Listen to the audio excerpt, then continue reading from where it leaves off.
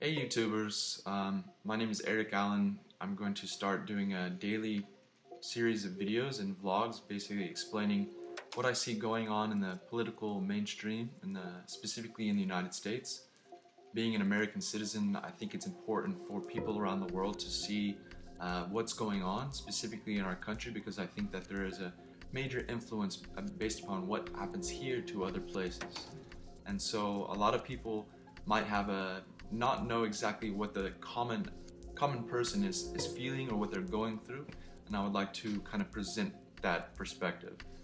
Sorry if some parts of this video are a little bit chunky or shaky. In the future I'll try to make them much more smoother. I didn't want to recopy it because sometimes it just comes off of the tip of my tongue and I don't like to try to control it.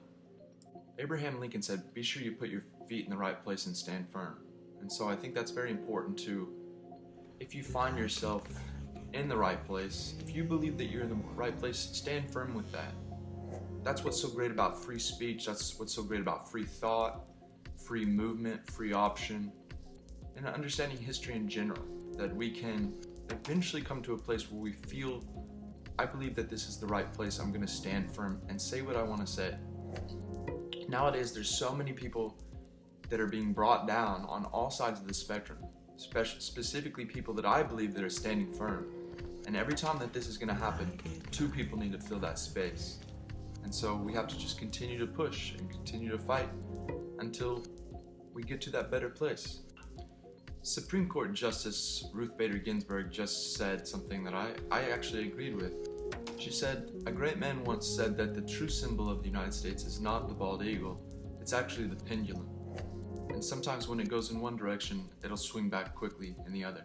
And I think that's all that we're seeing right now, is that in the past, we've been going under this one specific ideology, and we're just swinging into another ideology that could be perhaps the opposite. That's not necessarily a bad thing.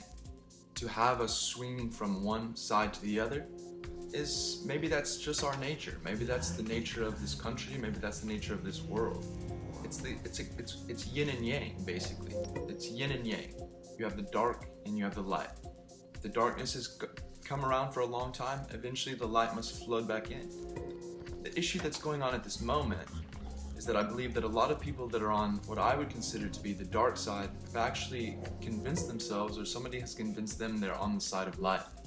And so that's what we have to try to do, is try to convince them that actually what they've been supporting is not necessarily the side of light, even though it might seem to be that way. We cannot judge them because there's such a concerted effort by people in power to make people feel that this is the right way. The right way and the wrong way. I believe that there's only two specific ways. There's the way of freedom, and then there's the way of control. You have either the opportunities for choice, for options, for accountability, to evolve in our own personal lives, or you have the opposite, which is control, which is somebody in some place of high power saying, "I know what's best for you. I know what's best for you, and I know what's best for everybody, so listen to what I'm saying." And that's what we've moved into. We've moved into a society where people want to be told what to do. They want to be told what to do from the highest levels of government within the United States, in the world government movement, in the highest religions, in many different forms. It's just about control, and the opposite is about freedom. And so that is the fight. That's what's going on right now. That's the difference between dark and light, is control and freedom. And I choose to fight for freedom. I believe that that is the best possible way for all people to eventually become happy, is by freely choosing to do so. What we're seeing right now is basically the deep spiritual battle that's been going on since the inception of time. You have a group of individuals that are trying to control other people, and they have perfected their means in many different ways. They've done it through government, they've done it through religion, they've done it through the media, they've done it through the entertainment. It's all about controlling people. And so I'm just on the opposite side and say, I want to cut this out. It's okay to have laws, it's okay to lead people, but if people are manipulating people in order to control them, in order to control their thinking, and in order to control their thought, their actions, then that is not the right direction that we want to go, in my opinion. It should be much more about people making up their own choices, free from manipulation, free from control. Allow them to choose their own destiny. Allow them to be accountable for their choices, because that's the only way that we get to personally evolve, is if we're held accountable in all forms. One of the most important things going on in the United States at the moment is that there is a major concerted effort from the mainstream media and people. You can call it the Democrats, you can call it the liberals, you can call it the globalists per se, that are pushing for this major, the Russians intervened in our elections to elect Trump. And so basically they're saying that the Russians have intervened, they're recruiting spies within our government and all this different mumbo jumbo. And so why? Why are they doing it? Why are they scared of Putin? Why are they scared of Russia? They're scared of Putin and they're scared of Russia because they have kind of gone back to the way that the United States used to be, which was an economic nationalist powerhouse. They don't believe that they know what's best for everybody in the world. They're not trying to interfere in the whole world's agenda per se. And I think that Trump represents that at the same time. He is following that same agenda that was originally an American idea, and they're very scared of that, the people in the highest echelons of power. People say, oh, we want global government, we want global connection and all these type of things, but I don't think that they really realize how harmful it is and the ramifications of it.